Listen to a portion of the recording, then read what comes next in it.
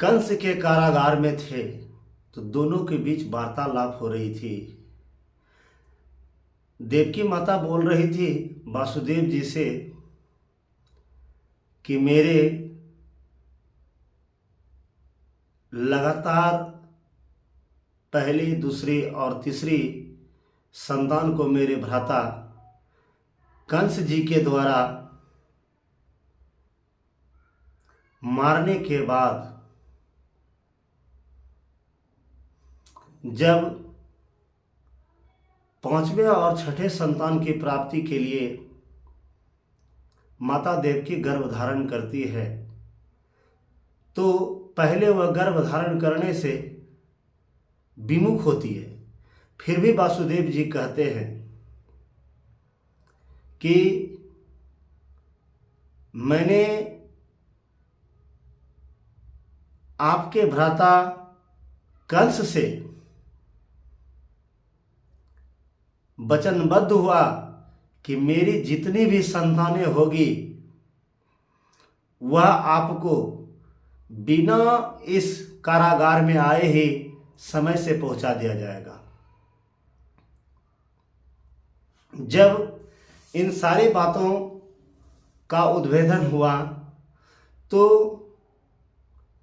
देवकी माता कहती है अपने पति वासुदेव जी से कि आप कितने कठोर हैं जो अपने संतान को आप मारने के लिए मेरे भाई कंस को पहुंचा देते हैं। तो कहा इसमें कोई बड़ी बात नहीं है। देवकी जी ने कहा यह आपके लिए भली ही कोई बात ना हो, लेकिन मैं मां हूं, मुझे दर्द जो हो रही है, जो दर्द है वह बयान नहीं कर सकती। लेकिन वासुदेव जी को यह बात पता थी कि मेरी 8वीं संतान एक भगवान के रूप में जन्म लेगा। यह बात कह करके देवकी माता को संतुष्ट करते थे, उनको अपने कोख से भगवान को जन्म देने की बात करते थे। कहते थे कि देवकी आपने अपने उदर से यदि किसी भगवान को जन्म देने का आपको अवसर प्रदान हुआ है तो भगवान की मां बनना इतनी आसान बात नहीं है।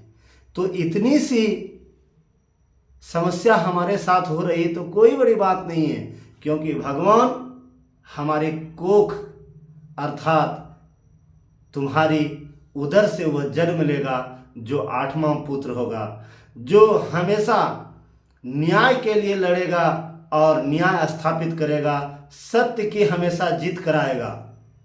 इसलिए मैं ये सोच करके अपने सारे संतान को कृष्ण के मामा कंस को सौंपता जा रहा हूं।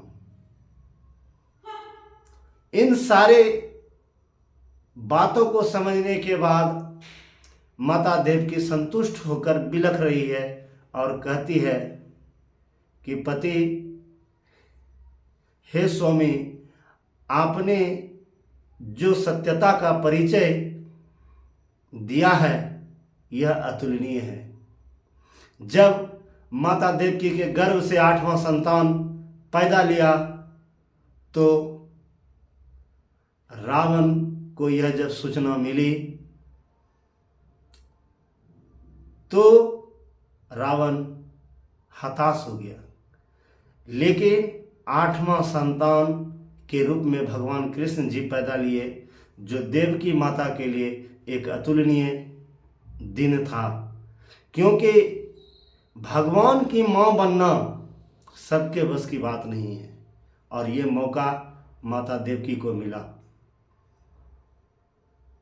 और इस कहानी से हमें ये शिक्षा मिली कि आप जितनी ऊंचाई पर जाना चाहते हैं उस ऊंचाई में आपकी लड़ाई होगी, आपको दुख होगा, आपको कष्ट होगा, लेकिन आप उस ऊंचाई पर पहुंचने के लिए पेशेंसेबल रहिए, धैर्य बनकर अपने अंदर बना कर रखिए और दिन रात एक कर लगातार मेहनत कर उस सफलता तक पहुंचिए और एक दिन ये सफलता आपको उस ऊंचाई तक लेकर जाएगी